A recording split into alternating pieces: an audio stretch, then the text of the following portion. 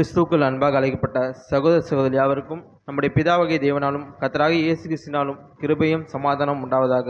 இங்கே அன்பின் வார்த்தைகளை மத்திய தெரிவித்துக் கொண்டு இன்று நாளிலே இந்த ஞாயிற்று ஆராதனை தேவனுடைய வார்த்தையை கேட்கும்படியாகவும் தேவனுடைய வார்த்தையை தியானிக்கும்படியாக வந்திருக்க சகோதரர்கள் யாருக்கும் இந்த வார்த்தையை வாய்ப்பை கொடுத்த பிதாவகி தேவனுக்கும் குமாரருக்கும் சபைக்கும் நன்றி செலுத்தி கொண்டு இந்த நாளுக்குள் நம் படத்தை கடந்து செல்வோம். நான் எடுத்துக்கொள்ளப்பட்ட தலைப்பு என்று பார்க்கும்போது ராஜாவாகிய சவுல்.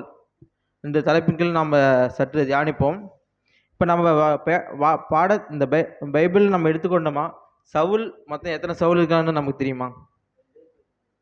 2 பேர் தான் நமக்கு தெரியும், மீதியும் நமக்கு தெரியாது. அப்போ அதில் பார்த்துட்டு நம்ம சற்று இந்த பாடத்துக்குள்ளே போவோம்.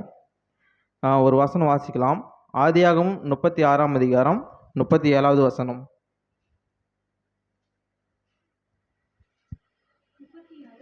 37வது வசனம்.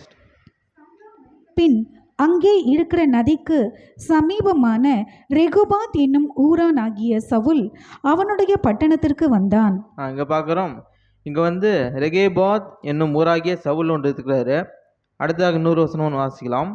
யாத்திராகமம் 6ஆம் அதிகாரம் 5வது வசனம். யாத்திராகமம் 6ஆம் அதிகாரம் 15வது வசனம்.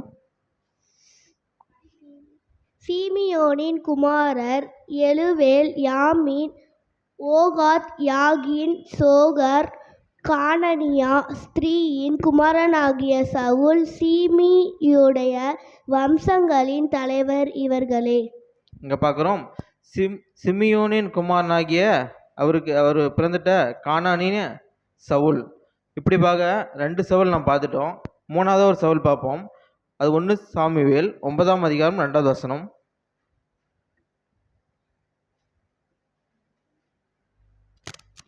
அவனுக்கு சவுல் என்னும் பேருள்ள சௌந்தரியமான வாலிபனாகிய ஒரு குமாரன் இருந்தான். இஸ்ரவேல் புத்திரரில் அவனை பார்க்கிலும் சௌந்தரியவான் இல்லை. எல்லா ஜனங்களும் அவன் தோளுக்கு கீழாய் இருக்கத்தக்க உயரம் உள்ளவனாய் இருந்தான்.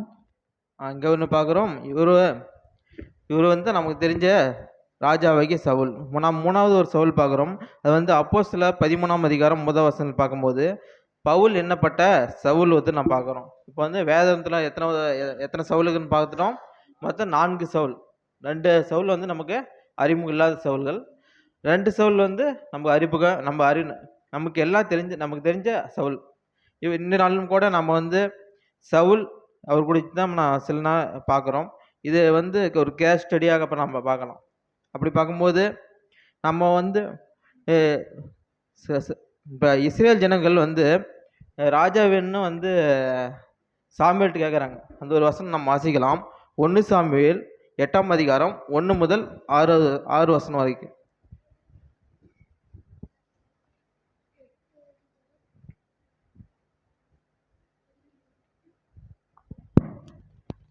சாமுவேல் முதிர் வயதான போது தன் குமாரரை இஸ்ரவேலின் மேல் நியாயாதிபதிகளாக வைத்தான். அவனுடைய மூத்த குமாரனுக்கு பெயர் யோவேல், இளையவனுக்கு பெயர் அபியா. அவர்கள் பெயர் செபாவிலே நியாயாதிபதியாய் இருந்தார்கள். ஆனாலும் அவனுடைய குமாரர் அவன் வழிகளில் நடவாமல் பொருளாசைக்கு சாய்ந்து பரிதானம் வாங்கி நியாயத்தை புரட்டினார்கள். அப்பொழுது இஸ்ரவேலின் மூப்பர் எல்லாரும் கூட்டம் கூடி ராமாவில் இருந்த சாமுவேலினிடத்தில் இதோ நீர் முதிர் உள்ளவரானீர், உம்முடைய குமாரர் உம்முடைய வழிகளில் நடக்கிறது இல்லை. ஆகையால் சகல ஜாதிகளுக்குள்ளும் இருக்கிறபடி எங்கள் நியாயம் விசாரிக்கிறதற்கு ஒரு ராஜாவை ஏற்படுத்த வேண்டும் என்றார்கள். அங்கே நான் பார்க்குறோம், இஸ்ரேல் ஜனங்கள் எகிப்திலிருந்து வரப்பட்டு அங்கே தனித்தனி நாடுகள் பிரித்து கொடுத்த பின்னாடி யார் தான் அவங்களுடைய நியாயம் விசாரிச்சுன்னு பார்த்தாலும் நியாயாதிபதிகள் தான் இங்கே நியாயம் வச்சாங்க. அப்படி பார்க்கும்போது கடைசியாக ஒரு நியாயாதிபதி இருக்காரு. அவர் யாருன்னா சாமுவேல். சாமுவேல் பிறகு அங்கே 2 குமாரர்கள், சாமியோட பிள்ளைகள் 2 பேரும் நியாயம் விசாரிக்கிறாங்க. அவங்க நியாயம் விசாரிக்கும் போது அவங்க இப்படி தான் விசாரிச்சாங்கன்னா, அவர்கள் மேல் பொருளாசைக்கு உட்பட்டு யார் பக்கம் தீர்ப்புக்குன்னா அவங்க பக்கம் சொல்லாமல் யார் அதிகமாக அவங்க பக்கம் கொடுக்குறாங்களோ அவங்க பக்கம் நீதி சொல்லுவராக இருந்தாங்க. அதை பார்த்துட்டு ஜனங்கள் புறஜாதி ஜனங்கள் எப்படி அங்கே ராஜா வச்சு அரசாட்சி செஞ்சாங்களோ, நியாயம் வச்சாங்களோ, அதே போல் நமக்கும் ஒரு ராஜா இருந்தால் நல்லா இருக்குமே அப்படின்னு வசனத்தில் பார்க்குறோம். அப்புறமேது சாமியால்கிட்ட போய் கேட்குறாங்க, உங்களுடைய பசங்க வந்து இப்படியாக வந்து நியாயம் விசாரிக்கிறாங்க, அவங்க பண்ணுறதே சரியில்லை, அதனால் நீ வந்து மற்ற ஜனங்களை போல் எங்களுக்கு ஒரு ராஜாவை ஏற்படுத்தும், அவங்க வந்து எனக்கு ராஜா விசாரிக்கிட்டோம் அப்படின்னு வந்து இங்கே சொல்கிறாங்க. அப்படியாக தேவன்கிட்ட வந்து சாமுவேல் வந்து ஒரு விண்ணப்பம் பண்ணுறாரு. அதுலேயே 6வது வசனம் வாசிக்கலாம்.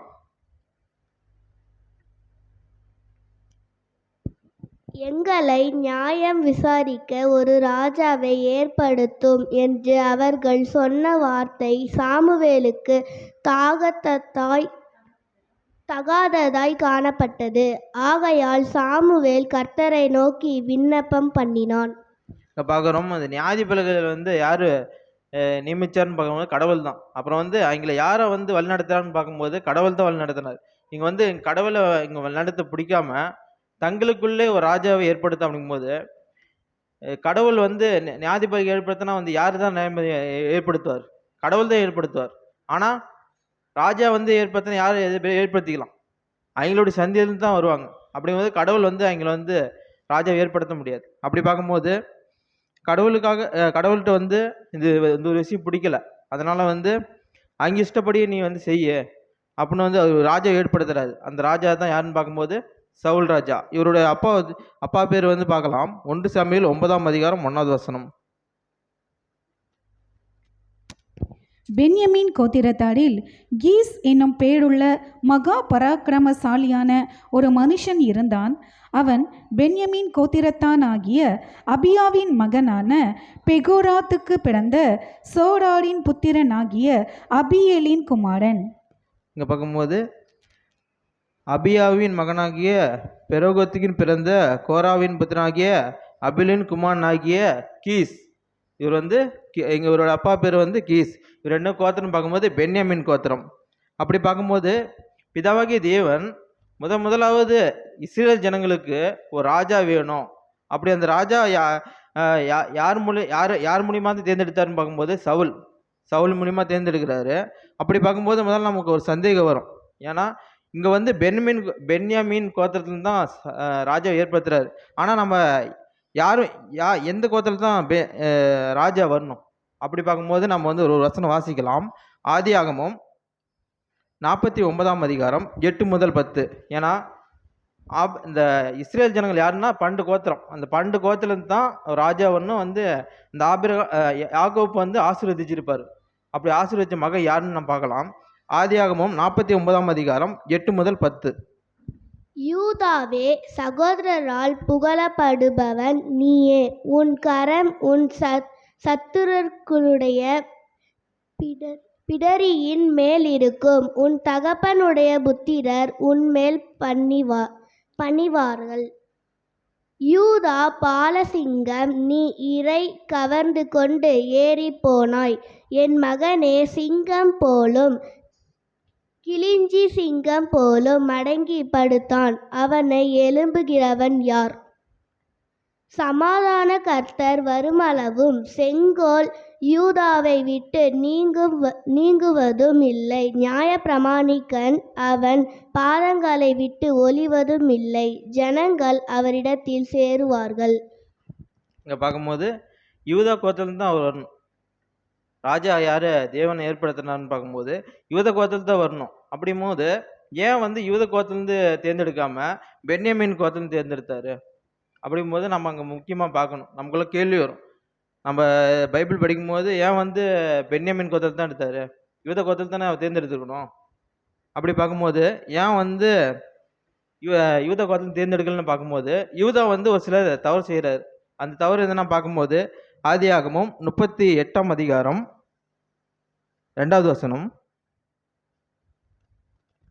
அங்கே யூதா சூவா என்னும் பேருள்ள ஒரு கானானியனுடைய குமாரத்தியை கண்டு அவளை விவாகம் பண்ணி அவளோடே சேர்ந்தான். பார்க்கும்போது கானானுடைய அவரை புறஜாதி ஸ்திரியை வந்து ஒரு முதலாவது கல்யாணம் பண்ணுறாரு. அதனால் வந்து அது வந்து முதல் தவறு. 2வது ஒரு தவறு பார்க்குறோம்.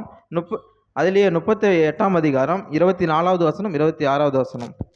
ஏறக்குறைய 3 மாதம் சென்ற பின்பு உன் மருமகளாகிய தாமார் வேசித்தனத்தினால் கர்ப்பவதியும் ஆனால் வேசித்தனம் பண்ணினால் அந்த வேசித்தனத்தினால் கர்ப்பவதியுமானாள் என்று யூதாவுக்கு அறிவிக்கப்பட்டது. அப்பொழுது யூதா, அவளை வெளியே கொண்டு வாருங்கள், அவளை சுட்டெரிக்கப்பட வேண்டும் என்றான். அவள் வெளியே கொண்டுவிடப்பட்ட போது அவள் தன் மாமனிடத்திற்கு அந்த அடையாளத்தை அனுப்பி, இந்த பொருட்களை உடையவன் எவனோ அவனாலே நான் கர்ப்பவதியானேன். இந்த முத்திரை மோதிரமும் இந்த ஆரமும் இந்த கோலும் யாருடையவைகள் பாரும் என்று சொல்லி அனுப்பினாள்.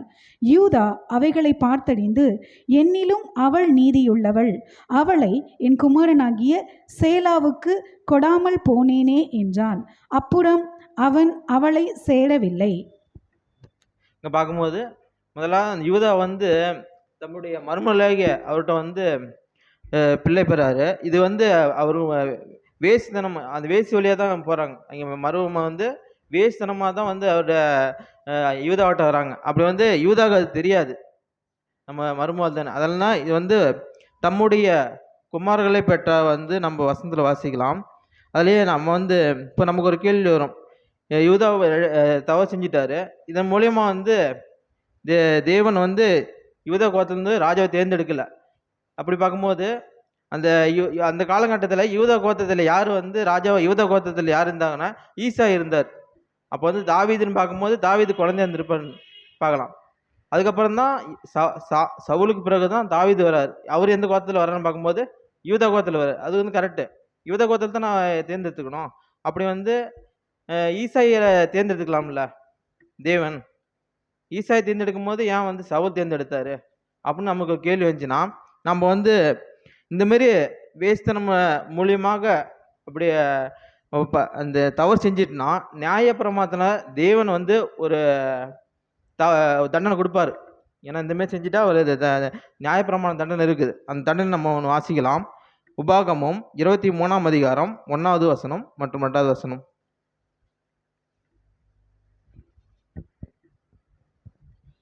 விதையாட்டிக்கப்பட்டவனும்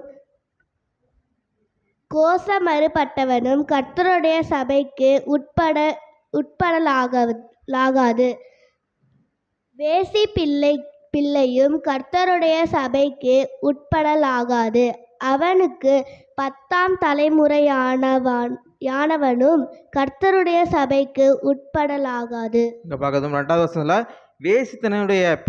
வேசித்தன பிள்ளைக்கும் கர்த்தருடைய சபைக்கும் உட்படலாகாது. அவனுக்கு 10ஆம் தலைமுறை மட்டும் அவங்க கர்த்தருடைய சபைக்கு வர முடியாது அப்படின்னு போட்டுக்குது. இதை நம்ம ஒரு கால்குலேஷன் பண்ணோமா, நம்ம எத்தனை தலைமுறை அவர் ராஜாவை ஏற்படுத்த முடியாது அப்படின்னு நம்ம பார்க்கலாம். அதை நம்ம புதிய ஏற்பாட்டில் வாசிக்கலாம். ஆதியாகமம் 3ஆம் அதிகாரம் 1ஆம் அதிகாரம் 3வது வசனத்திலிருந்து 6வது வசனம் வரை. தேவன் வெளிச்சம் உண்டாக கடவது என்றார். வெளிச்சம் உண்டாயிற்று. வெளிச்சம் நல்லது என்று தேவன் கண்டார்.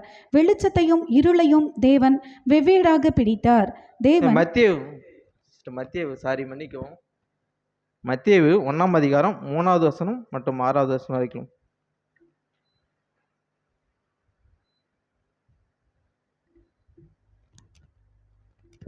யூதா தாமார் இடத்தில் பெற்றான். பாரேஸ் எஸ்ரோமை பெற்றான்.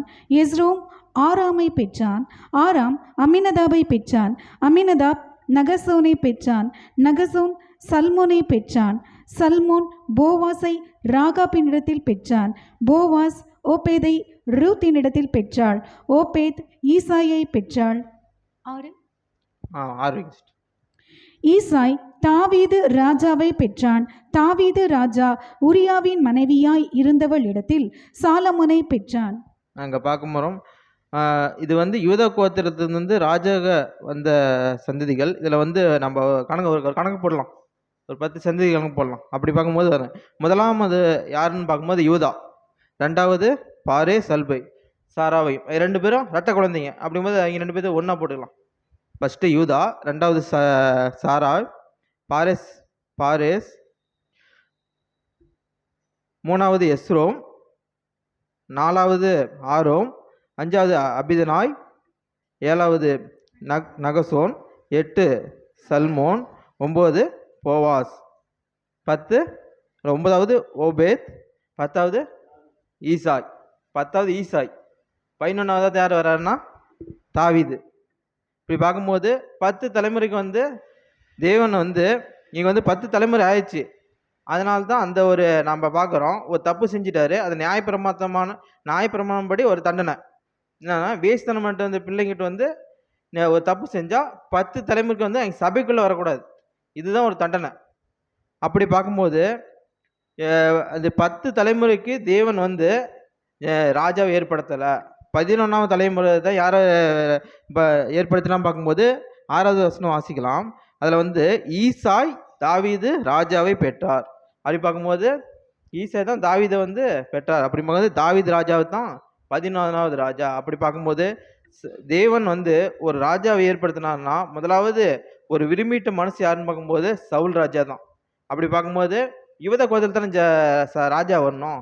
அப்படி பார்க்கும்போது யுவத கோத்திரத்துலேருந்து அங்கே வந்து 10 தலைமுறைகள் வந்து இல்லாதனால அதனால் வேற ஒரு கோத்திரத்துலேருந்து தேர்ந்தெடுக்கிறாரு. அப்படி பார்க்கும்போது நம்ம பார்க்குறோம் ஏன் வந்து சவுலை வந்து தேர்ந்தெடுத்துட்டார். அப்படி பார்க்கும்போது அவர் வந்து நமக்கு எப்படி தான் தெரியும், நம்ம எப்படிப்பட்ட சொன்னோமா, அவர் வந்து ஆரம்ப காலம் வந்து அவருக்கு எப்படி தான் இருந்துச்சு, ரொம்ப அருமையாக இருந்துச்சு. ஆனால் முடிவு காலங்கிறது ரொம்ப மோசமாக இருந்துச்சு. அப்படி பார்க்கும்போது நம்ம கூட இன்னைக்கு கூட தேவனுடைய பிள்ளையாக இருக்கிற நாமும் ஆரம்பத்தில் ரொம்ப அழகாக அந்த அழைப்புகளில் வரோம். அப்படி நம்மளுடைய முடிவு எப்படிப்பட்டதாக இருக்குதுன்னு பார்க்கும்போது ரொம்ப நல்லதாக தான் இருக்கணும். அது நமக்கு தெரியாது, முடிவு எப்படின்னு தெரியாது, ஆனால் ஆரம்பம் நமக்கு நல்லா தெரியும். அப்படியாக இன்னும் நாளும் கூட சவுலுடைய அந்த ஒரு ஆரம்பம் கூட நம்ம இன்னைக்கு பார்க்கலாம். முதலாவது அவர் எப்படி இருக்கிறார் என்று நம்ம வசனம் வாசிக்கலாம். 1 சாமுவேல் 9ஆம் அதிகாரம் 2வது வசனம்.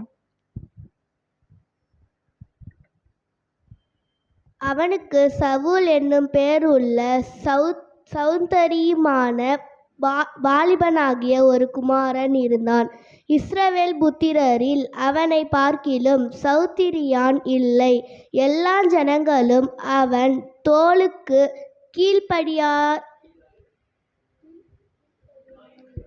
இருக்கத்தக்க உயரமுள்ளவனா இருந்தான். அப்படி பார்க்கும்போது எப்படிங்கிறாருன்னா அவர் சௌந்தர்ய ஒரு மகனாகிறார். அப்படிங்கும்போது ஒரு அழகுள்ள மனிதனும் அப்புறமேட்டு உயரமுள்ள மனிதனாகிறார். அப்படி பார்க்கும்போது அவருக்கு தோளுக்கு தக்கதாக அவரோட ஹைட்டு வந்து இஸ்ரேல் ஜனங்கள் வந்து யாருமே இல்லை. அதுக்கு எப்படின்னா அவர் தோளுக்கு கீழே தான் எல்லாம் இருக்கிறாங்க. அப்படி பார்க்கும்போது தேவன் ஒரு ஒரு தேர்ந்தெடுக்கிறாரு. அவர் பார்வைக்கு அவர் எப்படின்னா தேவனுடைய பார்வைக்கு தான் அது. தேவனுடைய பார்வைக்கு மக்களோட பார்வைக்கும் அவருடைய அழகுள்ள ஒரு மனுஷனாகவும் ஒரு உயரவுள்ள மனுஷனாகவும் இருக்கிறாரு. அப்போ வந்து இவரை தேர்ந்தெடுத்துட்டாரு. அதுலேயே 3ஆவது வசனம் 4வது வசனம் வாசிக்கலாம். சவுலின் தகப்பனாகிய கீசுடைய கழுதைகள் காணாமல் போயிற்று. ஆகையால் கீஸ் தனது குமாரனாகிய சவுலை நோக்கி, நீ வேலைக்காரரில் ஒருவனை கூட்டிக் கொண்டு கழுதைகளை தேட புறப்பட்டு போ என்றான்.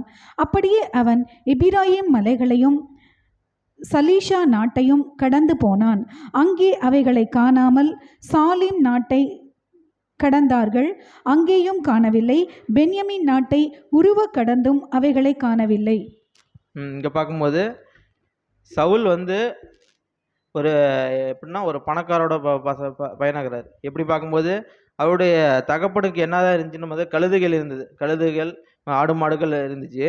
அப்படி பார்க்கும்போது இவர் வந்து ஒரு ஒரு பணக்காரோட்டு பிள்ளை மாரி நம்ம இந்த காலத்தை சொல்லலாம். அப்படி பார்க்கும்போது இவர் வந்து தகப்பன் ஒரு வார்த்தை சொல்கிறாரு, என்னன்னா கழுதைகளை வந்து காணாமல் போயிடுச்சு, நீ தேடப்போ அப்படின்னு சொல்கிறாரு. அப்படி பார்க்கும்போது சவுளுடைய இப்போ போய் நாம் என்ன கூட நம்முடைய தகப்பன் பிள்ளைக்கு நம்ம வந்து கீழ்ப்படியணும். அது வந்து ரொம்ப முக்கியமானதாக இருக்குது. அப்புறமேட்டு இங்கே வந்து சவுல் வந்து அவருடைய அப்பா பேச்சு கேட்டுக்கிட்டு போகிறார். அப்பா பார்க்கும்போது அவர் வந்து எங்கெங்கெல்லாம் தேரான்னு பார்க்கும்போது மலையில் மட்டும் எத்தனை நாள் தேராங்கன்னு பார்க்கும்போது 3 நாள் வந்து தேராங்க. அப்படிங்கும்போது அவருக்கு அங்கே அப்பாவுக்கு சொல்லுக்கு கீழ்ப்படிந்த பிள்ளையாகிறாரு பார்க்குறோம். அப்போ பார்க்கும்போது வேலைக்காரோட இவர் சேர்ந்து தர்றாரு. ஏன் வந்து ஒரு எஜமானோட பிள்ளைன்னு பார்க்கும்போது நான் எதுக்கு போனோம் அப்படி ஒரு கேள்வி வரும். வேலைக்காரத்தை அதிகமாகறாங்கல்ல, அங்கே போகலாம்ல, என்னையா போக சொல்கிறீங்க? அப்படிங்கும்போது இதில் வந்து ஒரு ஒரு ஒரு ரகசியம் இருக்குது. ஏன்னா தேவன் வந்து அவர் கீழ்ப்படியத்தக்கதாக அது தேர்ந்தெடுக்கிறாரு. அப்படி பார்க்கும்போது என் தகப்பனுக்கு கீழ்ப்படிய பிள்ளையாக வந்து சவுல் இருந்துட்டார். அதுலேயே இன்னொரு வசனம் வாசிக்கலாம், இன்னொரு குணலட்சணம் பார்க்கலாம். அதுலேயே 4வது வசனம் வாசிக்கலாம், 5வது வசனம் வாசி. அவர்கள் சூப் என்னும் நாட்டிற்கு வந்தபோது சவுல் தன்னோடு இருந்த வேலைக்காரனை நோக்கி, என் தகப்பன் கழுதைகளின் மேலுள்ள கவலையை விட்டு நமக்காக கவலைப்படாதபடிக்கு திரும்பி போவோம் வா என்றான். இங்கே பார்க்கும்போது இவர் வந்து இப்போ கழுதையை தேடிட்டு எத்தனை நாள் ஆயிடுச்சுன்னு பார்க்கும்போது 3 நாள் ஆகுது. 3 நாள் இரவும் பகலும் தேடுறாங்க, இவரும் வேலைக்காரர் சேர்ந்து. அப்படி பார்க்கும்போது தம்முடைய தகப்பன் வந்து கழுதை மேல் இருந்த கவலையை விட்டு நம்ம காணாமல் போயிருமோ அப்படி வந்து அந்த கவலை மேலே வந்து இவர் வந்து தம்முடைய தகப்பன் மேலே வந்து நமக்காக கவலைப்படுவாரோ என்று அவர் வந்து அவருடைய ஆசையை அவருடைய விருப்பத்தை பிரிஞ்சுக்கிட்டு ஒரு மகனாக இருக்கிறாரு. அப்படி பார்க்கும்போது இன்றைய நாட்கள் கூட நாமளும் நம்மளுடைய தகப்பன் தாய்க்கு வந்து கீழ்ப்படிய பிள்ளைகளாக இருந்து அவருடைய ஆசைகளை நம்ம நிறைவேற்ற இருக்கிறவங்க நாம் பார்க்கணும். அதுலேயும் 3வது ஒரு குழுநட்சணம் ஒன்று பார்க்கலாம். அதுலேயே 6வது வசனம் வாசிங்க சிஸ்டர்.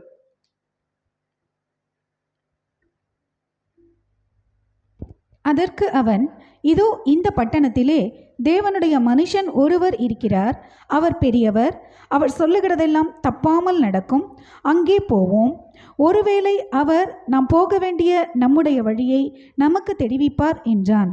அங்கே பார்க்கும்போது இப்போ கழுதைக்கு வந்து தொலைஞ்சிருச்சு, காணாமல் போயிடுச்சு, தேடிட்டாங்க. இப்போ வந்து கிடைக்கலாம் வந்து நம்மளுடைய தகப்பன் நம்ம தேடி வருங்க. அப்படிங்கும் போகும்போது நம்ம வந்து வீட்டுக்கு போகலாம் அப்படின்னு வந்து இவர் சொல்கிறாரு. அப்படி வேலைக்காரர் வந்து ஒரு சொல்கிறாரு, ஒரு நாணதிஷ்டிக்கார் இருக்கிறாரு, அவரை போய் நான் பார்த்தா கழுது கிடச்சிரும் அப்படிங்கிறாரு. இப்போ வந்து நான் யார், ஒரு எஜமானுடைய பையன், நீ வந்து என் பேச்சு எனக்கு சொல்லலாமா, வார்த்தை சொல்லலாமா அப்படின்னு வந்து இவர் அந்த மாதிரி சொல்லாமல் வேலைக்காரருக்கு வந்து வார்த்தை கூட கொஞ்சம் முக்கியத்துவம் கொடுக்குற ஒரு குணலட்சம் இருக்குது. 4வது ஒரு குணலட்சணம் பார்க்கலாம். 1 சாமுவேல் 9ஆம் அதிகாரம் 7 முதல் 10.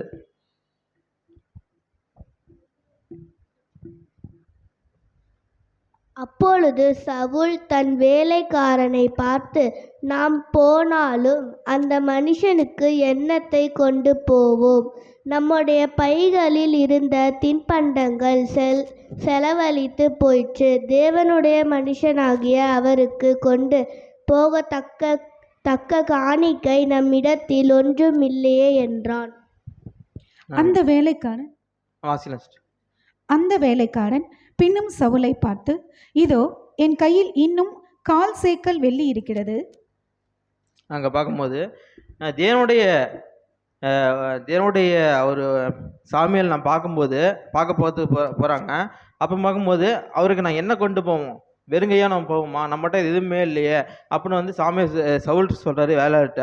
அப்படி மாதிரி வேலைக்காரர் சொல்கிறாரு, இல்லை என்கிட்ட கொஞ்சம் வெள்ளி இருக்குது, அதை வச்சு நம்ம பார்க்க போகலாம். அப்படி பார்க்கும்போது 4வது குணலட்சணம் பார்க்கும்போது தேவனுடைய மனிதனை பார்க்கும்போது கனம் பண்ணுற மனுஷனாக இருந்தார்.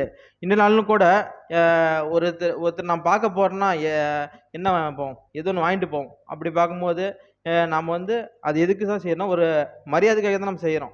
அப்படி பார்க்கும்போது ஒரு மரியாதை உள்ள ஒரு மனுஷனாக இருந்தார் சவுல். அது மாதிரி 5வது ஒரு வசனம் வாசிக்கலாம். அது போகிறதுக்கு முன்னாடி சாமுவேல் வந்து வீட்டிலேருந்து எங்கே வர்றாருன்னா பட்டணத்துக்கு வர்றாரு. அது வாசிக்கலாம். அதில் 14வது வசனம், 14 17 வசனம் வைக்கலாம். அவர்கள் பட்டணத்துக்கு போய் பட்டணத்தின் நடுவே சேர்ந்தபோது, இதோ சாமுவேல் மேடையின் மேல் ஏறி போகிறதற்காக அவர்களுக்கு எதிரே புறப்பட்டு வந்தான். சவுல் வர ஒரு நாளுக்கு முன்னே கர்த்தர் சாமுவேலின் காது கேட்க, நாளை இந்நேரத்துக்கு பென்யமீன் நாட்டானாகிய ஒரு மனுஷனை உன்னிடத்தில் அனுப்புவேன், அவனை என் ஜனமாகிய இஸ்ரவேலின் மேல் அதிபதியாக அபிஷேகம் பண்ண கடவாய், அவன் என் ஜனத்துக்கு பெலிஸ்தரின் கைக்கு நீங்களாக்கி ரட்சிப்பான், என் ஜனத்தின் முறையிடுதல் என்னிடத்தில் வந்து எட்டினபடியினால் நான் அவர்களை கடாட்சித்தேன் என்று வெளிப்படுத்தியிருந்தார். நாங்கள் பார்க்கும்போது அவர் அன்னைக்கு ஒரு நாள் வந்து விசேஷமான நாள். அன்னைக்கு வந்து ஒரு பலியிட வந்து அதை ஒரு அழைப்பிச்சு அதை வந்து பலியிட பார்க்குறாங்க. அடுத்ததாக பார்க்கும்போது தேவனே வந்து சாமியிட்ட சொல்லியிருக்கிறார், சவுல் பென்யமீன் கோத்திலிருந்து சவுல்னு ஒருத்தர் வருவார். அவரை தான் நீ வந்து என்னுடைய மக்களை அரசாளுவார், அப்படி பார்க்கும்போது நீ தான் அவர் ராஜா ஏற்படுத்தணும். அப்படி வந்து அதிலேயே இன்னும் வசனம் வாசிக்கலாம். 1 சாமுவேல் 9ஆம் அதிகாரம் 18வது வசனம்லேருந்து 18வது வசனம் வாசிங்க சிஸ்டர். சவுல் நடு வாசலிலே சாமுவேல் இடத்தில் வந்து ஞான திருஷ்டிக்காரன் வீடு எங்கே சொல்லும் என்று கேட்டான். அங்கே பார்க்கும்போது ஞான சிருஷ்டிக்காரன் வீடு எங்கன்னு யார்கிட்ட கேட்குறாருன்னா சாமுவேல்கிட்ட கேட்குறாரு. அப்போ பார்க்கும்போது அவருடைய சாமுவேலோட வார்த்தை என்னவா இருந்துச்சுன்னு பார்க்கும்போது சவுலுக்கு இது அப்படியே ஒரு பிரமிச்சு போயிடும். அப்படி ஒரு வார்த்தையாகுது. அதுலேயே 19-20 வாசனம் சிஸ்டர். சாமுவேல் சவுலுக்கு பிரதியுத்தரமாக, ஞான திருஷ்டிக்காரன் நான் தான். நீ எனக்கு முன்னே மேடையின் மேல் ஏறிப்போ. நீங்கள் இன்றைக்கு என்னோடே போஜனம் பண்ண வேண்டும். நாளை காலமே நான் உன் இருதயத்தில் உள்ளது எல்லாவற்றையும் உனக்கு அறிவித்து உன்னை அனுப்பிவிடுவேன். 3 நாளைக்கு முன்னே காணாமல் போன கழுதையை பற்றி கவலைப்பட வேண்டாம், அவைகள் அகப்பட்டது. இதல்லாமல் சகல இஸ்ரவேலின் அபேட்சையும் யாரை நாடுகிறது? உன்னையும் உன் வீட்டார் அனைவரையும் அல்லவா என்றான். இங்கே பார்க்கும்போது சவுல் வந்து கழுது தொலைஞ்சு போச்சுன்னு நான் சாமுவேல்கிட்ட சொல்லவே இல்லை. அப்படி பார்க்கும்போது சாமுவேலும் முன்னாடியே தேவனை சொன்னனால, அவர் தெரிஞ்சதுனால இங்கே வந்து ஒரு சொல்கிறார் பாருங்க, கழுதைகள் அகப்பட்டது, நீ தேட வேண்டாம். அப்படி பார்க்கும்போது இன்னொரு சொல்கிறாரு. அதுலேயே கடைசி வசனம் வாசி, அதுலேயே 20வது வசனம் வாசிங்க சிஸ்டர். 3 நாளைக்கு முன்னே காணாமல் போன கழுதைகளை பற்றி கவலைப்பட வேண்டாம், அவைகள் அகப்பட்டது. இதெல்லாம் சகல இஸ்ரவேலின் அபேட்சையையும் யாரை நாடுகிறது? உன்னையும் உன் வீட்டார் அனைவரையும் அல்லவா என்றான். அங்கே பார்க்கும்போது இவர் கழுதை தேட தான் வந்தார். அப்படி பார்க்கும்போது என்ன சொல்கிறாருன்னா, இந்த இஸ்ரே ஜனங்கள் எல்லாத்தையும் யாரை தேடுதுன்னா உன்னையும் உன் அபேஜையும் உன் வீட்டாரையும் நேர்தியா அப்படி தேடுதல்லவா. அப்படிங்கும்போது இவருக்கு வந்து ஒரு ஷாக்காகி போச்சு. நாம் எது வந்தோம், கழுதை காணாமல் போச்சு, அது கண்டுபிடிச்சி கொடுத்தாரா போதும். இவர் என்ன வந்து நம்ம கோத்திரத்தில் வந்து நம்மளை தேடுறாரு அப்படிங்கிறாரு. அதுக்கு 21வது வாசனம் சிஸ்டர். 21-22. சவுல் பிரதியுத்தரமாக, நான் இஸ்ரவேல் கோத்திரங்களிலே சிறிதான பென்யமீன் கோத்திரத்தான் அல்லவா? பென்யமீன் கோத்திரத்து குடும்பங்களிலெல்லாம் என் குடும்பம் அற்பமானது அல்லவா? நீர் இப்படிப்பட்ட வார்த்தையை என்னிடத்தில் சொல்லுவானேன் என்றான். போதும் சிஸ்டர். இப்போ பார்க்கும்போது சவுல் சொல்கிறாரு, அவர் என்ன பண்ணும்போது, நான் வந்து எப்படிப்பட்டவன், ரொம்ப சிறிதான கோத்திரம், சிறிதான என்னுடைய குடும்பம் வந்து அந்த கோத்திரத்திலே எப்படிப்பட்டதுன்னா ரொம்ப சிறிதான வீடு இருந்தால் என் வீடு தான். அப்படிப்பட்ட நான் இப்படிப்பட்ட வார்த்தையில் நீ ஏன்ட்டு சொல்லாமா அப்படிங்கிறாரு. அப்படி பார்க்கும்போது இந்த ஒரு வசந்த மூலியமாக சவுல் எப்படிப்பட்டவன் என்று பார்க்கும்போது ஒரு தாழ்மையான மனுஷனாக கூட இங்கே இருக்கிறாரு. அதை நம்ம பார்க்கலாம். இது வந்து 5வது ஒரு குணலட்சணம். 6வது ஒரு குணலட்சணம் பார்க்கலாம். அதன் பிறகு வந்து தேவன் வந்து அவர் அபிஷேகம் பண்ணுறாரு. அது வாசிக்கலாம். 1 சாமுவேல் 10ஆம் அதிகாரம் 1வது வசனம். அப்பொழுது சாமுவேல் தைல குப்பியை எடுத்து அவன் தலையின் மேல் வார்த்து அவனை முத்தம் செய்து, கர்த்தர் உன்னை தம்முடைய சுதந்திரத்தின் மேல் தலைவனாக அபிஷேகம் பண்ணினார் அல்லவா. அங்கே பார்க்கும்போது சாமுவேல் வந்து அபிஷேகம் பண்ணி, நான் வந்து நீ இப்போ வீட்டுக்கு போ, அது மட்டும் ஒரு 3 சங்கதிகள் நடக்கும், அதெல்லாம் நடக்கும். அப்புறமேட்டு நான் வந்து நீ போய் காத்திருந்தால் நான் ஒரு 7 நாள் கழித்து வந்து ஒன்று ராஜா காத்திரு அப்படிங்கிறாரு. இது அப்போ அவர் போகும்போது ஒரு 3 அடையாளங்கள் சொல்லுவார். அது நடக்கும். அப்புறமேட்டு தீர்க்கதரிசியில் வந்து போவாங்க, அது தீர்க்க சொல்லுவார். அப்புறமேட்டு சவுலும் வந்து தீர்க்கதரிசி சொன்னாரா அப்படி வந்து ஒரு பழமொழியாக 8 வசனங்கள் பின்னாடி வர வசனம்லாம் இருக்கும். அப்புறமேட்டு ஒரு 5வது ஒரு குணலட்சம் பார்க்கலாம். அதுலேயே 1 சாமுவேல் 10ஆம் அதிகாரம் 14வது வசனம் 15 மற்றும் 16. அப்பொழுது சவுலுடைய சிறிய தகப்பன், நீங்கள் எங்கே போனீர்கள் என்று அவனையும் அவன் வேலைக்காரனையும் கேட்டான். அதற்கு அவன், நாங்கள் கழுதைகளை தேட போய் அவைகளை எங்கும் காணாதபடியினால் சாமுவேலின் இடத்துக்கு போனோம் என்றான். பார்க்கும்போது அவருடைய சிறிய தகப்பன் வந்து கேட்குறாரு, எங்கப்பா போனீங்க? 3 நாள் ஆயிடுச்சு, இது கழுது கிடைக்குன்னு பார்த்தா நீங்களும் காணாமல் போயிருப்பீங்களே, எங்கே தான் போனீங்க அப்படின்னு பார்க்கும்போது அந்த சகோதரர் சொல்கிறாரு, சாமுவேல்கிட்ட நாங்கள் வந்து இப்போ ஞான சிருஷ்டிக்காரன் இருந்தார், நானும் வேலைக்காரனும் வந்து சாமுவேல்கிட்ட போனோம். அப்படி பார்க்கும்போது அவர்கிட்ட கிடைச்சுன்னா கழுதைகளை கிடைக்கும். இப்படி பார்க்கும்போது கழுதைகளே கிடைச்சிருச்சே, நீங்கள் எங்கே போனீங்க அப்படின்னு கேட்குறாரு. நான் அப்புறமேட்டு சாமுவேல்கிட்ட போனோங்கிறாரு. சாமுவேல் என்ன சொன்னார் அப்படின்னு வாசிக்கலாம் அடுத்த வசனம். சவுலின் சிறிய தகப்பன் சாமுவேல் உங்களுக்கு சொன்னது என்ன, அதை சொல் என்றான். சவுல் தன் சிறிய தகப்பனை பார்த்து, கழுதைகள் அகப்பட்டது என்று எங்களுக்கு தீர்மானமாய் சொன்னார் என்றான். ஆனாலும் ராஜ்யபாரத்தை பற்றி சாமுவேல் சொன்னதை அவனுக்கு அறிவிக்கவில்லை. அங்கே பார்க்கும்போது சவுல் வந்து சொல்கிறாரு, நாங்கள் வந்து சாமுவேல்கிட்ட போனோம், அவர் வந்து கழுதைங்க மட்டும்தான் எங்களுக்கு கிடச்சிச்சு, இது மட்டும்தான் எங்களுக்கு சொன்னார் அப்படின்னு சொன்னார். ஆனால் வந்து தேவனை வந்து தம்முடைய நான் தான் வந்து இஸ்ரவேலை ஆள போகிறேன், நான் தான் ராஜா அப்படிங்க வந்து ஒரு இடத்துல கூட அவர் வந்து சொல்லவே இல்லை. ஏன்னா தன்னை குறித்து சாமுவேல் அந்த சொன்ன அந்த வார்த்தையை இவரை வந்து அது காத்து கொண்டார். அப்படின்னு பார்க்கும்போது தேவனுடைய சொல்லுக்கு இவர் வந்து பயந்தவராக இருந்தார்ன்னு நான் பார்க்கலாம். அப்புறம் பார்க்கும்போது நான் தான் ராஜா அப்படின்னு வந்து இவர்கிட்ட சொல்ல. அப்படி பார்க்கும்போது தன்னை பிரபலப்படுத்தாத மனிதனாக இருந்தார் பார்க்கலாம். அடுத்ததாக வசனம் வாசிக்கலாம். 1 சாமுவேல் 10ஆம் அதிகாரம் 17-24. சாமுவேல் ஜனங்களை மிஸ்பாவிலே கர்த்தரிடத்தில் வரவழைத்து இஸ்ரவேல் புத்திரரை நோக்கி, இஸ்ரவேலின் தேவனாகிய கர்த்தர் சொல்லுகிறது என்னவென்றால், நான் இஸ்ரவேலை எகிப்திலிருந்து புறப்பட பண்ணி உங்களை எகிப்தியர் கைக்கும் உங்களை இறுக பிடித்த எல்லா ராஜ்யத்தாரின் கைக்கும் நீங்களாக்கி விட்டேன். நீங்களோ உங்களுடைய எல்லா தீங்குகளுக்கும் நெருக்கங்களுக்கும் உங்களை நீங்களாக்கி ரட்சித்த உங்கள் தேவனை இந்நாளிலே புறக்கணித்து ஒரு ராஜாவை எங்கள் மேல் ஏற்படுத்தும் என்று அவரிடத்தில் கேட்டுக்கொண்டீர்கள். இப்பொழுது கர்த்தருடைய சந்நிதியில் உங்கள் வம்சங்களின் படியேயும் ஆயிரங்களான உங்கள் சேர்வையின் படியேயும் வந்து நில்லுங்கள் என்றான்.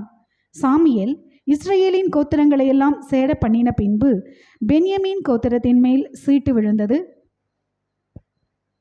இங்கே பார்க்கும்போது இங்கே வந்து சாமுவேலா வந்து ஒரு ராஜாவை ஏற்படுத்தி எப்படி சொல்லியிருப்பாங்க, சாமுவேல்கிட்ட எல்லாம் போய் சண்டை இட்டுருப்பாங்க. அப்படி பார்க்கும்போது அப்படி இல்லை. அப்புறமா தேவன் வந்து ஒரு எப்படியே எல்லா கோத்திரத்தையும் வாங்க, எல்லாரும் வரிசையாக நில்லுங்க, நான் வந்து சீட்டு போடுறேன், சீட்டு போட்டு யார் மேலே விழுவுதோ அவங்க வந்து ராஜா அப்படின்னு சொல்கிறாரு. அப்படி பார்க்கும்போது யார் மேலே தான் சீட்டு போட்டு விழுதுன்னா பென்யமீன் கோத்திரம் கீசின் பிள்ளையாகிய சவுல் மேலே வந்து இந்த சீட்டு விழுது. அப்புறம்போது யார் தான் அங்கே ராஜான்னு பார்க்கும்போது சவுல் தான் அங்கே ராஜாவாக தேர்ந்தெடுக்கப்படுறாரு. இப்படி பார்க்கும்போது சாமுவேலாம் வந்து தேர்ந்தெடுக்காமல் அங்கே வந்து கடவுளாக தேர்ந்தெடுத்தாருன்னு நம்ம அந்த சவுலை பார்க்குறோம். அப்புறம் இன்னொரு வருஷம் வாசிக்கலாம். அது கீழாக வந்து அது கீழே வாசிச்சுட்டு 25வது வசனம். ராஜாங்கத்தின் முறையை ஜனங்களுக்கு தெரிவித்து அதை ஒரு புஸ்தகத்தில் எழுதி கர்த்தருடைய சன்னதியில் 24 வாசிச்சுட்டு 24. அப்பொழுது சாமுவேல் எல்லா ஜனங்களையும் நோக்கி, கர்த்தர் தெரிந்து கொண்டவனை பாருங்கள், சமஸ்த அதில் 23. அப்பொழுது அவர்கள் ஓடி அங்கே இருந்து அவனை அழைத்து கொண்டு வந்தார்கள். அவன் ஜனங்கள் நடுவே வந்து நின்றபோது எல்லா ஜனங்களுக்கும் அவன் தோளுக்கு கீழாய் இருக்கத்தக்க உயரம் உள்ளவனாயிருந்தான். நாங்கள் பார்க்கும்போது கடவுள் வந்து சவுலை வந்து ராஜாவை தேர்ந்தெடுத்துட்டாரு. அப்போ சாமுவேல் அங்கே எல்லாம் அந்த சீட்டு போட்டு பின்னாடி சாமுவேல் என்ன பண்ணான்னா சவுல் என்ன பண்ணான்னா போய் ஒளிஞ்சிக்கிட்டார்.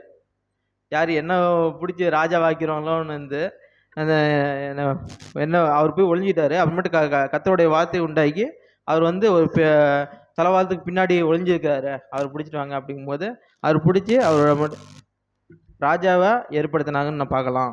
அப்புறமேட்டு இவர் வந்து எப்படின்னா தன்னை வந்து ஒரு மென்மையான ஒரு ஸ்தானம் வருது, அது வந்தாலும் இவர் வந்து அதுக்கு பயந்து அவர் வந்து அதை வந்து இருக்கிறாரு. அப்படியே இந்த ஒரு குணலட்சணம் பார்க்கலாம். இன்னொரு குணலட்சணம் பார்க்கலாம். 1 சாமுவேல் 11ஆம் அதிகாரம் அதிலே 10ஆம் அதிகாரம் கடைசி வசனம் வாசிக்கலாம் சிஸ்டர். 24வது வசனம் கடைசி. அப்பொழுது சாமுவேல் எல்லா ஜனங்களையும் நோக்கி, கர்த்தர் தெரிந்து 27 கொண்டவர் வருஷம். ஆனாலும் பேலியாளின் மக்கள் இவனா நம்மை ரட்சிக்கப் போகிறவன் என்று சொல்லி அவனுக்கு காணிக்கை கொண்டு வராமல் அவனை அசட்டை பண்ணினார்கள். அவனோ காது கேளாதவன் போல இருந்தான். அங்கே பார்க்கும்போது ஒரு சில ஜனங்கள் வந்து ஏற்றுக்கிட்டாங்க, ஆனால் பேலியா ஜனங்கள் வந்து ஏற்றுக்கொள்ளல. அவங்க பார்க்கும்போது இவரா ராஜா, இவரா வந்து நமக்கு வந்து நம்ம ஆள போகிறாரு அப்படின்னு வந்து அவங்களுக்கு வந்து ஒரு சந்தேகங்குது. அப்படி பார்க்கும்போது சவுல் எப்படிப்பட்டதான் இருக்கிறாரு, அது எங்க பக்கத்தால் தான் இருக்கிறாரு, பக்கத்தால் இருந்துட்டு இப்படி சொல்கிறாங்க. அப்படி பார்க்கும்போது காது கேட்காத போல இருக்கிறாரு. அப்படி பார்க்கும்போது இவர் வந்து தீமையான பேச்சில் வந்தவும் அதை சகிச்சுக்கிட்டு தேவனுடைய வார்த்தைக்கு கீழ்ப்படிந்தவராக இருக்கு என்று நாம் பார்க்கலாம். அடுத்ததாக இவர்கிட்ட ஒரு குணலட்சி காணப்பட்டது. அது 1 சாமுவேல் 11ஆம் அதிகாரம் மற்றும் 1 முதல் 13 வசனம். அக்காலத்திலே நாகாஸ் என்னும் அம்மோனியன் வந்து கீலேயாத்தில் இருக்கிற யாப்பேசை முற்றுகை போட்டான். அப்பொழுது யாப்பேசின் மனுஷர் எல்லாரும் நாகாஸை நோக்கி, எங்களோடே உடன்படிக்கை பண்ணும், அப்பொழுது உம்மை சேவிப்போம் என்றார்கள். அதற்கு அம்மோனியனாகிய நாகாஸ், நான் உங்கள் ஒருவனுடைய வலது கண்ணையும் பிடுங்கி இதனாலே இஸ்ரவேல் எல்லாவற்றின் மேலும் நித்திரை வர பண்ணுவதே நான் உங்களோடே பண்ணும் உடன்படிக்கை என்றான். அதற்கு யாப்பேசின் மூப்பர்கள், நாங்கள் இஸ்ரவேல் நாடெங்கும் ஸ்தானாதிபதிகளை அனுப்பும்படி 7 நாள் எங்களுக்கு தவணை கொடும், எங்களை இரட்சிப்பார் இல்லாவிட்டால் அப்பொழுது உம்மிடத்தில் வருவோம் என்றார்கள்.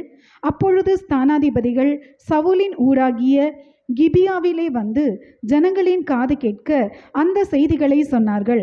அப்பொழுது ஜனங்கள் எல்லாரும் சத்தமிட்டு அழுதார்கள். இதோ சவுல் மாடுகளின் பின்னாலே வயலிலிருந்து வந்து ஜனங்கள் அழுகிற முகாந்திரம் என்ன என்று கேட்டான். யாப்பேசின் மனுஷர் சொல்லிய செய்திகளை அவனுக்கு தெரிவித்தார்கள். சவுல் இந்த செய்திகளை கேட்டவுடனே தேவனுடைய ஆவி அவன் மேல் இறங்கினதினால் அவன் மிகவும் கோபம் உண்டவனாகி ஓரினை மாட்டை பிடித்து துண்டித்து அந்த ஸ்தானாதிபதிகள் கையிலே கொடுத்து இஸ்ரவேலின் நாடுகளுக்கெல்லாம் அனுப்பி, சவுலின் பின்னாலேயும் சாமுவேலின் பின்னாலேயும் புறப்படாதவன் எவனோ அவனுடைய மாடுகளுக்கு இப்படி செய்யப்படும் என்று சொல்லி அனுப்பினான். அப்பொழுது கர்த்தரால் உண்டான பயங்கரம் ஜனத்தின் மேல் வந்ததினால் ஒருமனப்பட்டு புறப்பட்டு வந்தார்கள். அவர்கள் பேசேக்கிலே இலக்கம் பார்த்தான். இஸ்ரவேல் புத்திரரில் 3,00,000 பேரும் யூதா மனுஷரில் 30,000 பேரும் இருந்தார்கள். வந்த ஸ்தானாதிபதிகளை அவர்கள் நோக்கி, நாளைக்கு வெயில் ஏறுகிறதற்கு முன்னே உங்களுக்கு ரட்சிப்பு கிடைக்கும் என்று கீலேயாத்தில் இருக்கிற யாப்பேசின் மனுஷருக்கு சொல்லுங்கள் என்றார்கள். ஸ்தானாதிபதிகள் வந்து யாப்பேசின் மனுஷரிடத்தில் அதை அறிவித்தார்கள். அதற்கு அவர்கள் சந்தோஷப்பட்டார்கள். பின்பு யாப்பேசின் மனுஷர், நாளைக்கு உங்களிடத்தில் வருவோம், அப்பொழுது உங்களுக்கு உங்கள் இஷ்டப்படியெல்லாம் எங்களுக்கு செய்யுங்கள் என்றார்கள். மறுநாளிலே சவுல் ஜனங்களை 3 படையாக வகுத்து கிழக்கு வெளுத்து வரும் ஜாமத்தில் பாளையத்துக்குள் வந்து வெயில் ஏறுகிற வரைக்கும் அம்மோனியரை முறியடித்தான். தப்பினவர்கள் 2 பேராகிலும் சேர்ந்து ஓடி போகாதபடி எல்லாரும் சிதறிப்போனார்கள். இங்கே பார்க்கும்போது இந்த அம்மோனி பொறுத்தவரைக்கும் நாகோஸ் அப்படிங்கிற ஒருத்தர் வராரு. வந்து யாரை பார்க்கணும்னா யாப்பேஸ்னு வந்த அந்த ஒரு கீழத்தில் இருக்கிற ஒரு ஜனங்கிட்ட வந்து, நாங்கள் சண்டே பண்ண போகிறோம் அப்படின்னு சொல்கிறாரு. அப்படி பார்க்கும்போது, நீங்கள் என்னோட யுத்தம் பண்ண வேணாம், நம்ம வந்து உடன்படிக்கை ஒன்று ஏற்படுத்தி சமாதானமாக போயிடும் அப்படின்னு சொல்கிறாரு. அதை கேட்டு வந்து அந்த அம்மோனி பத்த நாகோஸ் வந்து என்ன சொல்கிறாருன்னா, நான் இஸ்ரேலில் உள்ள ஜனங்கள் எல்லாத்தையும் வலது கண்ணை பிடுங்கி நான் உங்களுக்கு ஒரு உடன்படிக்கை பண்ணுறேன், அதுதான் வந்து உங்களுக்கு உடன்படிக்கை அப்படிங்கிறாரு. அப்படி பார்க்கும்போது யாப்பேசின்னு வந்து இங்கே அந்த மூப்பர்கள் சொல்கிறாங்க, நாங்கள் வந்து இங்கே இஸ்ரேல் ஜனன்ட்டு நாங்கள் போகிறோம், போயிட்டு பேசின்ட்டு நாங்கள் வந்து மறுபடியும் உங்களுக்கு உத்தரவு சொல்கிறோம் அப்படின்னு சொல்கிறாங்க. அப்போ அதை கேட்டு வந்து அங்கே கெபியாவுக்கு வராங்க. கெபியாட்ட வந்து சவுல்கிட்ட சொல்கிறாங்க. சவுலுக்கு முன்னாடி வந்து இந்தமாரி சொல்கிறாங்க, நாகேஸ் வந்துக்கிறாங்க, அம்மோனி பத்திர நாகேஸ் வந்துக்கிறாரு, இப்படியாக வலது கண்ணை பிடுங்கி நான் வந்து இஸ்ரேல் ஜனங்களை அடிமைப்படுத்த போகிறோம் அப்படின்னு சொல்கிறாரு. அது வந்து இப்போ இப்படிப்பட்ட வார்த்தைகளை யார் கேட்குறாருன்னா சவுல் கேட்குறாரு. சவுல் கேட்ட பின்னாடி அவர் தேவனுடைய ஆவி ஆவி அவருக்குள்ள இறங்கி ஓரின மாட்டை பிடிச்சி அவர் ரெண்டாக வெட்டுறாரு. எதுக்கு ரெண்டாக வெட்டாருன்னு பார்க்கும்போது, என்னுடைய அவர் வந்து எல்லா ஜனங்களும் வந்து யுத்தத்துக்கு கூப்பிட்டு வந்துடுவாங்களா? சவுலா தேர்ந்துட்டாரு. இன்னும் வந்து சேனாதிபதிகளும் யாரும் இல்லை, படைகளும் இல்லை. அப்படி பார்க்கும்போது தேவனா அவர் வந்து அந்த ஆவி அவன் மூலம் இறங்கினால இந்த ஓரின மாட்டை பிடிச்சி ரெண்டாக துண்டிக்க போறாரு. இப்படி எப்படி இப்படி செஞ்சுட்டு எனக்கு பின்னாடி யாரும் வரலன்னா எல்லாருடைய குடும்பத்திலும் வந்து இந்தமாரி நான் பண்ணுவேன் அப்படின்னு சொல்லிட்டு அந்த அம்மோனி புத்திர நாகோசையும் வந்து அவர் முறியடிக்கிறாரு. அது முறியடிச்ச பின்னாடி அவர் ஜனங்களெல்லாம் அவரை போற்றி இவர் தான் நம்மளுடைய ராஜா அப்படின்னு வந்து அங்கே கொண்டாடுறாங்க. அது கொண்டாடின பின்னாடி ஒரு சொல்றாரு. அதுலேயே 15வது வசனம் வாசிங்க சிஸ்டர். 11 15.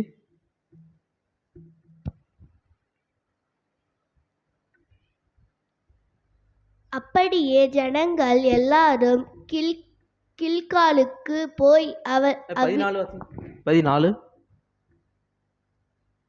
அப்பொழுது சாமுவேல் ஜனங்களை நோக்கி, நாம் கில்காலுக்கு போய் அங்கே ராஜ்யபாரத்தை ஸ்திரீப்படுத்துவோம் வாருங்கள் என்றான். மன்னிக்கவும், அதிலே 12வது வசனம். அப்பொழுது ஜனங்கள் சாமுவேலை நோக்கி, சவுலா நமக்கு ராஜாவா இருக்க போகிறவன் என்று சொன்னவர்கள் யார்? அந்த மனுஷரை நாங்கள் கொன்று போடும்படிக்கு ஒப்புக்கொடுங்கள் என்றார்கள். நாங்கள் பார்க்கும்போது அதுக்கு முன்னாடி ஒரு கேள்வி ஒன்று வந்துச்சு. யார் சவுலா வந்து நம்ம காப்பாற்ற போறாரு, நம்மளா வந்து சவுலை நம்மளுடைய ராஜா வந்து நம்ம ரசிக்க போறாரு. அப்படி பார்க்கும்போது நியாயம் விசாரிக்க போறாரா சவுல் தானா?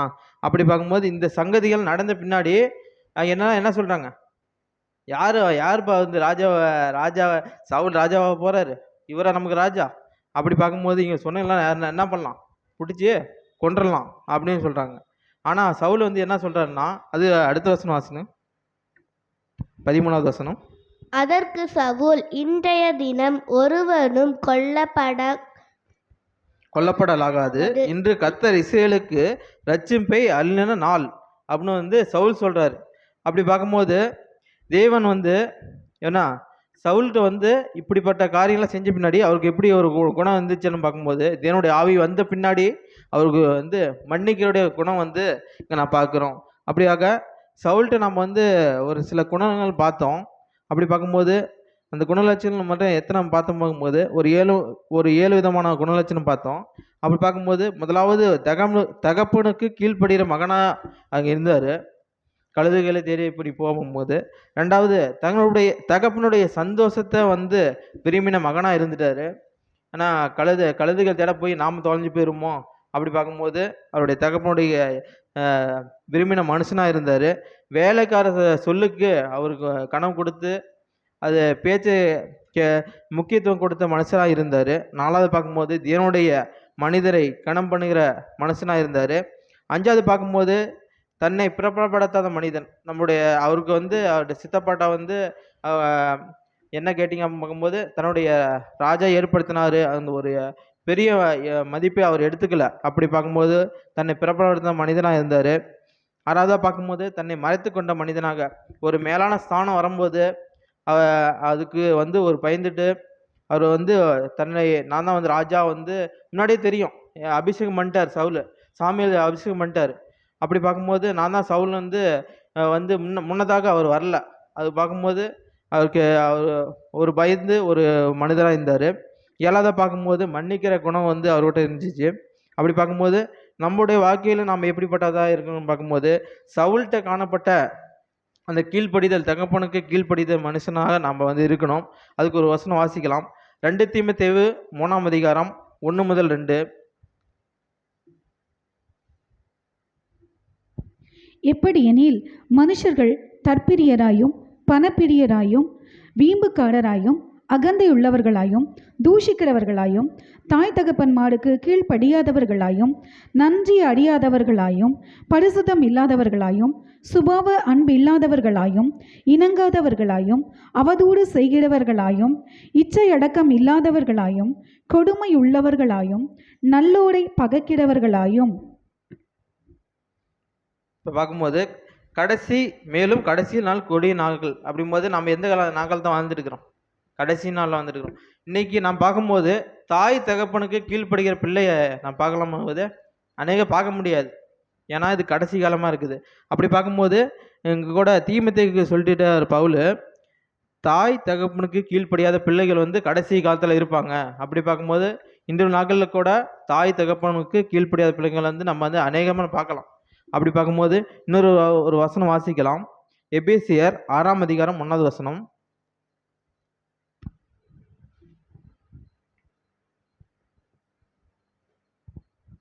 பிள்ளைகளை உங்கள் பெற்றாருக்கு கர்த்தருக்குள் கீழ்ப்படியுங்கள், இது நியாயம். பிள்ளைகளே உங்கள் பெற்றோருக்கு கர்த்தருக்குள் கீழ்ப்படியுங்கள்.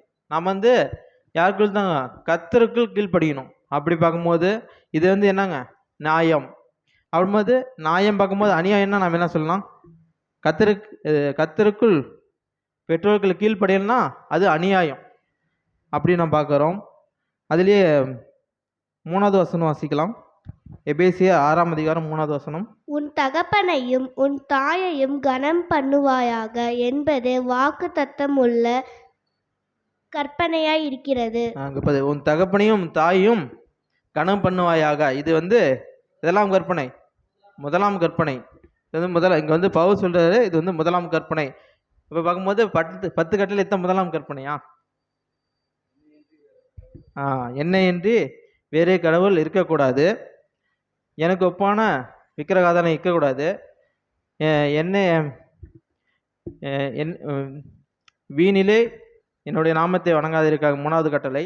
4வது கட்டளை வந்து ஓவினாலே ஆசிரிப்பாக 5வது கட்டளை. 4வது கட்டளை. 5வது கட்டளை வந்து பார்க்கும்போது உன் தாயும் உன் தகப்பனையும் கனம் பண்ணுவாயாக 5வது கட்டளை. 6வது கட்டளை பார்க்கும்போது கொலை செய்யாதிருப்பாக. 7வது கட்டளை பார்க்கும்போது விபச்சாரம் இருப்பாயாக. 8வது கட்டளை வந்து களவு செய்யாதிருப்பாக. 9வது கட்டளை வந்து விரனுக்கு பொய் சாட்சி சொல்லாத இருப்பாங்க. 10வது கட்டளை பார்க்கும்போது பிறனொன்றையும் இச்சையாக இருப்பாங்க. 10 கட்டளை பார்க்குறோம். அப்படி 10 கட்டளை பார்க்கும்போது இவர் எத்தனாவது கட்டளை சொல்கிறாரு? 5வது கட்டளை தானே சொல்லியிருக்கணும். ஏன் வந்து முதலாவது கற்பனை சொல்கிறாரு? அப்படி பார்க்கும்போது 4 கட்டளை வந்து தேவனுக்கு, முதலாம் 4 கற்பனை வந்து தேவனுக்கு, மீதி 6 கற்பனை வந்து யாருக்குங்க? நமக்கு, மனுஷராகிய நமக்கு வந்து இந்த 6 கற்பனை நமக்கு. நம்ம அந்த 4 கற்பனை எப்படி தான் ஈஸியாக செஞ்சிடலாம். ஏன்னா கடவுளுக்காக நம்ம பக்தி வைராக்கியம் வந்து அந்த 4 கற்பனை செஞ்சிடலாம். என்னையன்றி வேறு தெய்வங்கள் இருக்கக்கூடாதுன்னா நம்ம இப்போ ஈஸியாக பண்ணிடலாம். என்னையன்றி வேறு விக்கிரகங்கள் நம்ம வந்து வழிபடுறோமாங்கும் போது வழிபட மாட்டோம். 3வது வீணிலே கர்த்தருடைய நாமத்தை நம்ம வழங்காதிருப்போம். 4வது ஓய்வினாலே ஆச்சரிக்கும் போது அது வந்து அது கூட நம்ம வந்து பேச பிளக்கும்போது நம்ம வந்து அதுவும் பின்பற்றிடணும். அப்படி பார்க்கும்போது இந்த 4 கட்டணை நம்ம வந்து ஈஸியாக செஞ்சிட்டாலும் இந்த 6 கட்டணைகள் வந்து நமக்கு வந்து ரொம்ப கஷ்டம். ஏன்னா நம்ம வந்து பாவத்தில் இருக்கும்போது நம்மளுடைய இயல்பு எப்படின்னா நம்ம வந்து பாவத்தில் தான் இருக்கிறோம். அது வந்து விரத்து ரொம்ப கஷ்டம். அதனால் வந்து இந்த 6 செய்வது நம்ம ரொம்ப கஷ்டம். அப்படின்னு பார்க்கும்போது முதலாம் கற்பனை வந்து உன் தகப்பனுக்கும் தாய்க்கும் கீழ்ப்படிதல். அப்படிங்கும்போது 2வது நம்ம பார்க்கும்போது தகப்பனுடைய சந்தோஷத்துக்கு விரும்பினா இருந்தார். அப்படி பார்க்கும்போது நம்முடைய தகப்பனும் தாய்க்கும் நமக்கு விரும்பின ஒரு மனுஷனா சொல் கேட்குற பிள்ளையாக நாம் இருந்து அவருக்கு விரும்பின மனுஷனா பிள்ளைகளாக இருக்கணும். 3வது வேலைக்காரர் வார்த்தைக்கு முக்கியத்துவம் கொடுத்தார் என்று. இன்று நாம் சபையில் நம்முடைய சகோதர சகோதரிகளுக்கு வார்த்தைகளுக்கு நம்ம எப்படி ஒரு வார்த்தைக்கு முக்கியத்துவம் இருக்கிறோமா என்று பார்க்கும்போது நம்ம முக்கியத்துவம் ரொம்ப கொடுக்குறவா இருக்கிறா என்று நம்ம பார்க்கணும். தேவனுடைய மனுஷனை கணம் பண்ணுகிற மனுஷனாக இருக்கும் போகும்போது அதிலே ஒரு வாசனம் வாசிக்கலாம். அது ரோமர் 12ஆம் அதிகாரம் 10வது வசனம் பார்க்கும்போது சகோதரருக்கு கணம் பண்ணுவலாம் நாம் இருக்கணும். வாசனம் வாசிக்கலாம். சகோதரரிடத்தில் ஒருவர் மேல் ஒருவர் பட்சமாய் இருங்கள், கனம் பண்ணுகிறதிலே ஒருவருக்கொருவர் முந்திக் கொள்ளுங்கள். இங்கே பார்க்கும்போது நம்ம தேவனுடைய மனுஷனால் போது நம்ம தேவனுடைய பிள்ளைகள், தேவனுடைய மனுஷன் நாம் ஒவ்வொருவருக்கொருவர் அன்பி ஸ்நேகமாக இருந்து ஒவ்வொருத்தருக்கு கனம் செலுத்தி கொள்ளணும். அடுத்த கட்டில் பார்க்கும்போது தன்னை பிறப்பாடாத மனிதன். அப்படி பார்க்கும்போது சபையில் கூட நமக்கு வந்து ஆரம்பத்தில் ஒரு ஒரு ஒரு உயர்ந்த ஸ்தானம் ஒன்று வரும்போது நம்ம எப்படி தான் இருப்போமா பார்க்கும்போது எப்படி தான் இருப்போம் இல்லையா?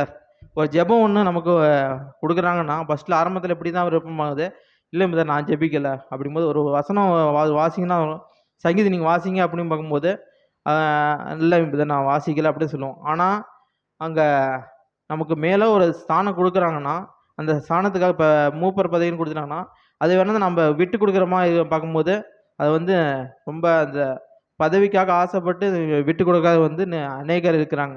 அது வந்து நம்ம என்ன இப்போ நான் வாழ்ந்துட்டு நாட்களில் கூட நம்ம பார்க்குறோம். அப்படி இல்லாமல் நம்ம வந்து நம்முடைய பெயருங்க இல்லாமல் தேவன் நம்மளை உயர்த்தும்படியாக இருந்தாரா அது வந்து ரொம்ப சந்தோஷமாக இருக்கும். அடுத்தது வந்தாங்க தம்மை மறைத்து கொண்ட மனிதனாக இருந்தார். அதுபோல் இன்றைக்கும் நம்மளுடைய பெயரை ஸ்தாபிக்க நம்ம என்ன வேணால் நீ செய்கிறவராக இருக்கிறோம். அப்படி பார்க்கும்போது தேவன் வந்து நம்மளோட பேரை வந்து எங்கே தான் வச்சுக்கிறான்னு வந்து ஜீவ புஸ்தகத்தில் அவரே எழுதிக்கிறார். ஆனால் நம்மளுடைய பேர் வந்து அங்கே இருந்தால் போதும், ஆனால் இங்கே பூமியில் இங்கே இருக்க தேவையில்லை. அப்படி பார்க்கும்போது மன்னிக்கிற குணம் வந்து உள்ளவராக இருந்தால் பார்க்கும்போது நாமளும் நம்மளுடைய சகோதர செஞ்சுட்ட ஒரு சில குற்றங்கள் குறைகள், ஏன்னா வந்து எல்லாமே இங்கே மாமிசம் தான் இருக்கும், யாரும் பரிபூர்ணமாக இல்லை. அப்படி பார்க்கும்போது ஒவ்வொரு சகோதரர்கிட்டையும் ஒவ்வொரு சகோதரர்கிட்டையும் குறைகள் இருக்கும். ஆனால் நம்ம ஒரு சகிக்கிற ஒரு பிள்ளைகளாக இருந்து மன்னித்து அவளை நம்ம ஏற்படுத்தணும். அப்படி பார்க்கும்போது நாம் வந்து சவுலை போல நம்மளுடைய வாழ்க்கையும் முன்னதாக ஒரு அருமையாக ஒரு வாழ்க்கையே இருந்தாலும் பின்னாடி நம்ம எப்படி இருக்கிறோம், அவருடைய சவுலோட வாழ்க்கையை நம்ம பார்த்தோம். அவருடைய ராஜாவத்துக்கு முன்னாடி நாமளும் வந்து ராஜாவை தான் தேவன் வந்து நம்மளை அழைச்சிடாரு, ராஜாக்களாகவும் ஆசிரியர்களாகவும் நம்மளை அழைச்சிக்கிறாரு. நம்முடைய வாழ்க்கை வந்து ரொம்ப ஆரம்பத்தில் அழகாக இருந்தாலும் பிற்கூடிய இந்த ஞானஸ்தானம் எடுத்த பிறகு எப்படி சவுல் வந்து ஆரம்பத்தில் அவருடைய தேவனுக்கு பிரித்த பிள்ளையாக இருந்தாரோ, அவர் சவுலாக அபிஷேகம் பண்ணப்பட்ட பின்னாடி அவருடைய வாழ்க்கை எப்படிப்பட்டதாக இருந்துச்சு நம்ம பார்க்கும்போது ரொம்ப அங்கே கொடுமையாக இருந்தது. அப்படி பார்க்கும்போது அவர் வந்து தகப்பனுக்கு கீழ்ப்படியாக ஃபஸ்ட்டு மிதந்தார், ஆனால் தேவனுக்கு கீழ்ப்படியாத பிள்ளையாக மாறிட்டார். பின்னாடி வந்த தாவீதுக்கு அவருக்கு வந்து கணக்கு கொடுத்தாருன்னு பார்க்கும்போது அவர் கணக்கு கொடுக்கல, மாறாக அவர் கொலை செய்த பார்த்தாருன்னு பார்க்கோம். அதுக்கு பின்னாடி எல்லா தீமையில பேச்சுகளும் வந்தால் கூட அவருக்கு வந்து சகிச்சு போன ஒரு மனுஷனாக இருந்தார். ஆனால் அது பின்னாடி வர வசனத்தில் கூட நம்ம வாசிக்கலாம், தாவீது கொன்னது சவுல் கொன்னது 1000, தாவீது கொன்னதோ 16,000. இந்த வார்த்தையில் கேட்டதுன்னு சவுலுக்கு என்ன வந்துச்சுங்க, கோபம் வந்துச்சு, தாவீது மேலே வெறுப்பு வந்துருச்சு. அப்படி பார்க்கும்போது நான் முன்னாடி வந்து தீமையிலாம் சகிச்சிட்ட மனுஷன், ஆனால் அபிஷேக பின்னாடி வந்து அவரோட அந்த குணம் வந்து மாறி போயிடுச்சு அப்படின்னு நம்ம பார்க்குறோம். நம்மளுடைய வாழ்க்கையிலும் கூட நம்ம ஞானஸ்தானம் எடுத்து ஞானஸ்தானம் இதுக்கு முன்னாடி நம்ம வந்து எப்படிப்பட்டவங்க ஒரு தாழ்மையான ஒரு மனுஷனாக இருந்தோம்.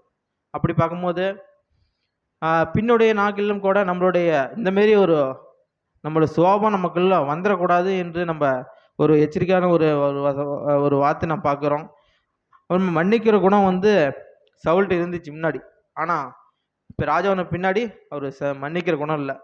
அப்படி பார்க்கும்போது பின்னாடி தாவீதை வந்து சாமுவேல் அபிஷேகம் பண்ணி ராஜாவை ஏற்படுத்தினார்.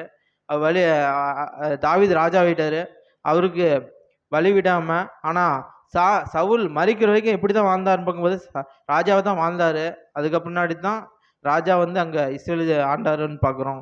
இது போல தான் நம்மளுடைய வாழ்க்கையிலும் கூட நாம் வந்து மற்ற சகோதரர்களுக்கு வழிவிட்டு அவளும் இந்த வாய்ப்புகளை வளர வேண்டும். நாம் வந்து பார்த்து அவர்களுடைய நம்ம ஒவ்வொருக்கும் ஒவ்வொரு புத்திமதியை சொல்லி நம்ம இந்த ஆசீர்வாதத்தை பெற்றுக்கொண்டு தேவனுக்கு கீழ்ப்படிந்த பிள்ளைகளாகவும் தேவனுக்கு வார்த்தைக்கு தேவனுடைய மனதுக்கு ஏற்றபடியே நாங்கள் பிள்ளையாகவும் நம்ம வாழணும். பிறருக்கு கண செய்யணும். சின்ன சகோதரர்களுக்கு கூட அவரோட பேச்சில் நம்ம அவருக்கு புத்தியுள்ள வார்த்தைகளாக இருந்தால் கூட அதை நம்ம கேட்டு அதை நம்ம பிரயோஜனப்படுத்தணும். அப்புறமேட்டு நம்மளை வந்து பிறப்பிலப்படுத்தாமல் நம்ம தேவன் நம்மளை பிறப்படுத்தினா அது வந்து ஒரு நல்லதாக இருக்கும் என்று நான் பார்க்குறோம். தன்னை மறைத்து கொண்டிருக்கும் போது நம்மளுடைய ஸ்தானங்கள் வந்து நம்ம உயரும்போது அது நமக்கு வந்து தாழ்மை வன்மை வந்து பெருமாறக்கூடாது. அப்படி பார்க்கும்போது அது இன்னும் முக்கியமாக நான் பார்த்துக்கணும். கடைசியாக வந்து மன்னிக்கிற குணம் வந்து நமக்கு வந்து ஒவ்வொருவருக்காக இருக்கணும். அப்படி பார்க்கும்போது நம்ம இப்படியாக இருந்தால் தேவனுடைய ராஜ்யத்தில் பிரவேசித்து அவருடைய வாழ்க்கைக்கு நம்முடைய வாழ்க்கையை நம்ம இன்னும் மேம்படுத்தி தேவனுடைய பிள்ளைகள் நாம் வளர தேவன் தாமே ஆசீர்வதிப்பாக. ஆமீன்.